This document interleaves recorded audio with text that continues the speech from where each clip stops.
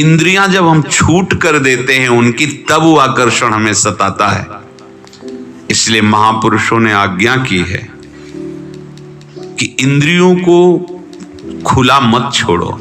सर्वात्मना न विसर्जेत बहिरिंद्रियाणि, बहिर्मुख बन करके इंद्रियों को खुला छोड़ दोगे तो विषयों के आकर्षण में फंस कर मन को अधीन कर लेंगे, मन बुद्धि को अधीन कर लेगा और बुद्धि आपको अधीन कर लेगी और आपका पतन हो जाएगा। तो विषयों में यह सामर्थ्य नहीं कि वो इंद्रियों को प्रकाशित करें, प्रत्युत इंद्रियां विषयों को प्रकाशित करती हैं।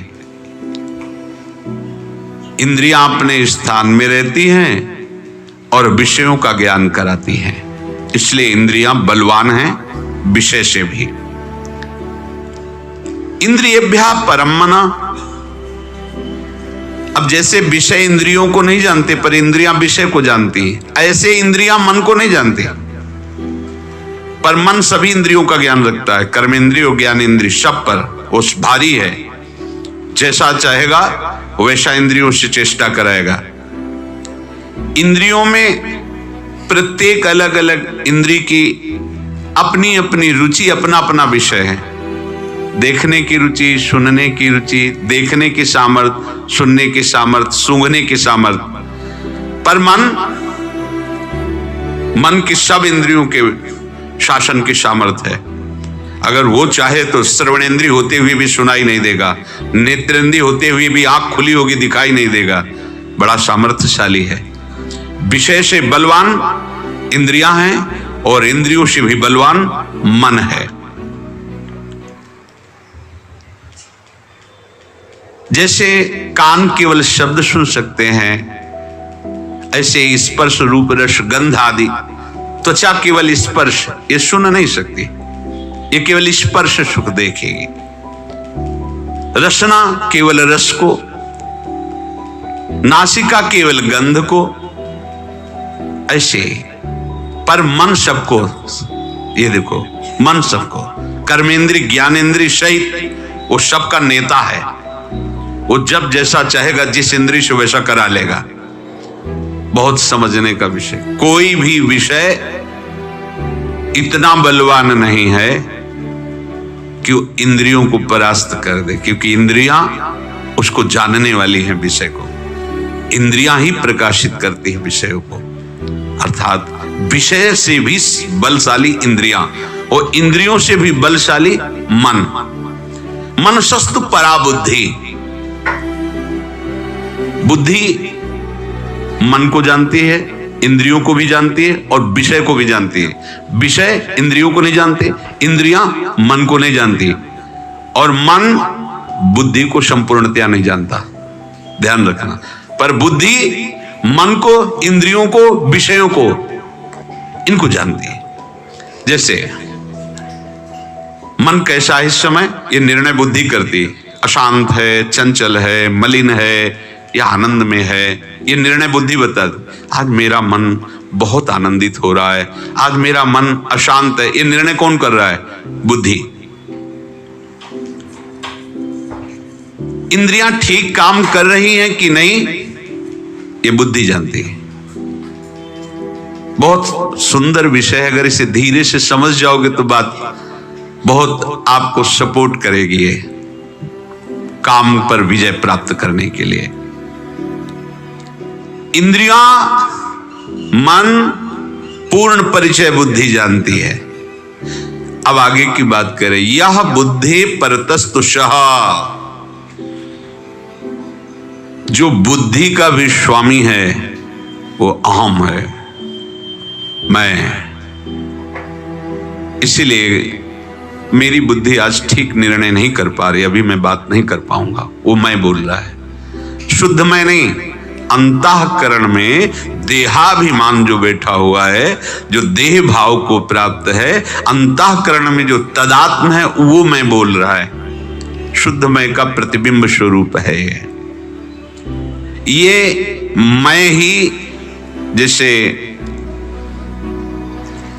किसी भी मान लो ट्रेन का इंजन और डिब्बा दोनों को फंसाने के बीच में जो ऐसे फंसता, वो ये है अहम।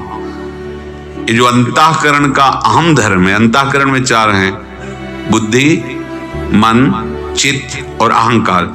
यही अहंकार जड़ और चैतन्य को ऐसे फंसाए हुई है। यद्यपि फंसा नहीं है, फिर भी वो फंसा हुआ है। इसी से पूरी ट्रेन चल रही, इसी अहम से पूरे जन्म जन्मांतर की जितनी भी ये हमारी दुर्गति, ये सब इसी से चल रही। यही अहम, इसी अहम का सारा खेल है, सारा खेल अहम का है। विषय पदार्थ जड़ वस्तु, उससे बलवान इंद्रियां, इंद्रियों से बलवान मन, मन से बलवान बुद्धि, और जो बुद्धि को भी जानता है और शासन में ले सकता है वो अहम है।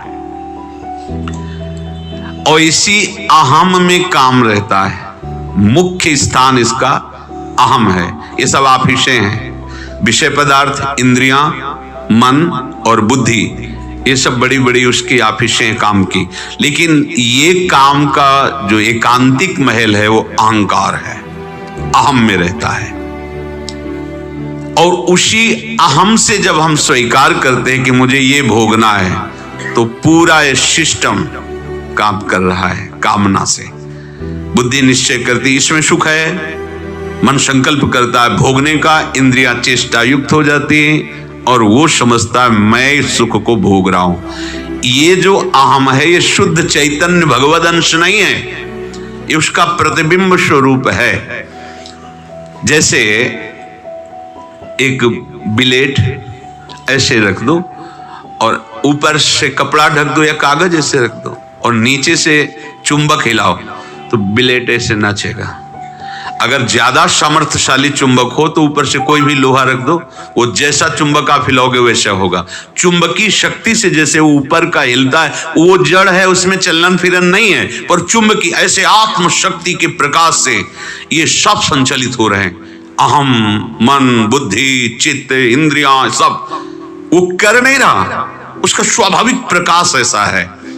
और उसी भ्रम को मैंने स्वीकार कर लिया कि मैं कर रहा हूं, मैं भोग रहा हूं। ये जो कर्ता और भोक्ता भाव है, यही दुर्गति का मुख्य कारण हो गया। जड़ प्रकृति का अंश ये जितना है, इसको मैं मान करके हम कामनाओं में फंस गए हैं। अब अगर काम को मारना है तो ये बात तुम्हें समझना पड़ेगा।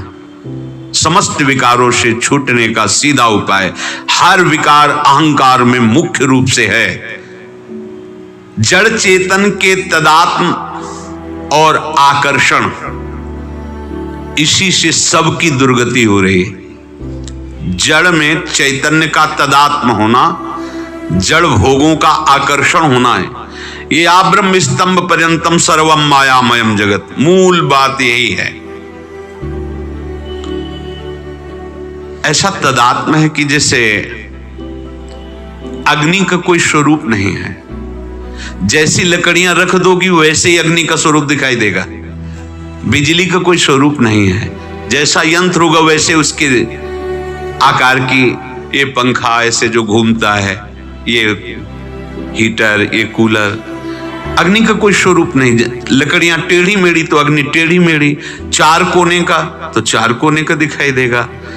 लोहा उसमें डाल दिया तो अग्नि के ताप से, दाहिका शक्ति से वो अग्नि स्वरूप हो गया।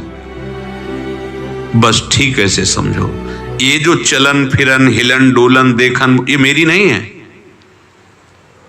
पर तदात्म से जैसे लोहे में अग्नि की दाहिका शक्ति ने उसे अग्निमय कर दिया, ऐसे आत्मस्वरूप की चैतन्यता से ये जड़ जो है चैतन्य दिखाई दे रहा है। चलता फिरता, बोलता, हिलता डुलता, बड़ा बुद्धिमान, बड़ा ऐसा, वो स्वरूप नहीं, वो मैं नहीं है,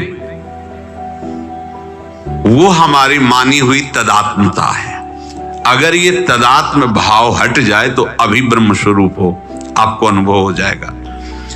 अब इस अहंकार का सुधार कैसे हो, जिसमें मूल काम रहता है। जब तक ये सुधार नहीं होगा तब तक किसी भी विषय पर विजय प्राप्त नहीं की जा सकती। बहुत दिनों तक छोड़ने के बाद भी विजय प्राप्त करना और छोड़ना अंतर होता है। काफी समय तक हम हट करके छोड़े रहे, फिर उसी में गिर गए, पर विजय प्राप्त करना होता है उसकी सत्ता ही खत्म हो गई। जब तक जीव अपने अंशी प्रभु से विमुख रहेगा तब तक इस अहम का सुधार नहीं हो सकता। बहुत सुंदर चर्चा है। हम छोटी छोटी बातों में न फंसे, सीधे मूल पर आए। मूल है अहम, जहां सारे विकार रहते, यहीं से जन्म मरण होता है, यहीं से सारी दुर्गति होती है। हम प्रभु के अंश हैं, इसमें तो कोई संशय नहीं, किसी को संशय नहीं। इसकी पहचान है, पिता के कुछ लक्षण पुत्र में पाए जाते हैं। देख के बताया तो क्या आप उनके लड़के हो क्या? बोले कुछ कुछ आकृति मिलती है, आपकी शरीर की बनावट, आपका ऐसा लगता है आप उनके पुत्र हो, क्योंकि कुछ लक्षण मिलते हैं। ऐसे ही हमारे अंदर की कुछ बातें हैं जो हमें बताती कि हमारा असली पिता कौन है। अनंत काल तक जीने की इच्छा, मरना नहीं चाहता, क्योंकि अविनाशी का बच्चा है। समझना, अविनाशी का अंश है। मैं सदा जीता रहूं, ये हमारे प्रभु की तरफ इशारा करता है कि मेरे प्रभु अजर हैं, अमर हैं, अविनाशी हैं। तो हमारे अंदर भी अजर, अमर और अविनाशी होने की प्रबल इच्छा है। यद्यपि हम उनके अंश हैं, पर तदात्म शरीर से होने के कारण भी देखो हमारे अंदर इच्छा, मैं कभी ना मरूं, मैं जीता रहूं और मैं सबसे बड़ा जानकार बनूं, क्योंकि सबसे बड़े ज्ञान के समुद्र हमारे प्रभु हैं, जिनके मंश हैं। और मैं सबसे बड़ा हूं, जो बनूं सबसे बड़ा बनूंगा, हमसे ऊपर कोई नहीं, क्योंकि हम ऐसे के बच्चे हैं जो सबसे ऊपर है, ईश्वर जो सबका स्वामी है। ये देखो पिता का अंश आता है ना, देखो ये भगवद अंश है। मैं अमर रहूं, मैं अविनाशी रहूं, मैं सबसे बड़ा ज्ञानी बनूं, मैं सबसे श्रेष्ठ बनूं। ये सतचित आनंद स्वरूप प्रभु का अंश इच्छा प्रभु की ही कर रहा है, पर संसार के संबंध को न छोड़ पाने के कारण वो ऐसी इच्छाओं को संसार में पूरा करना चाहते हैं। ऐसी कोई औषधि मिल जाए कि मैं मरूं ना, ऐसा कोई आशीर्वाद मिल जाए मैं जो चाहूं वो भोग लूं, ऐसा कुछ हो जाए कि मैं इतना श्रेष्ठ बन जाऊं कि विश्व का सबसे बड़ा धनी, सबसे बड़ा ज्ञानी, सबसे बड़ा पूज्य, सबसे बड़ा बलवान। ये सब भगवान की बातें हैं। वही वो चाहता है कि मैं ऐसा बन जाऊं। इसका तात्पर्य वो भगवान का अंश है। अब इसको भगवान के ही चरणों में जाने पर सारी बातें पूरी मिलेंगी। सदा सुखी रहूं तो सुख समुद्र भगवान, सदा शांत रहूं तो शांताकारम भगवान, सदा अमर रहूं तो अविनाशी भगवान, सदा ज्ञानी सबसे बड़ा बनूं तो ज्ञान समुद्र भगवान। ये हमारी मांगे हमें परिचय देती है कि मैं किनका पुत्र हूं, मैं किनका अंश हूं। अब उसने ये बात ना समझकर संसार से अपना संबंध जोड़ लिया। ये खतरनाक खेल है संसार का संबंध।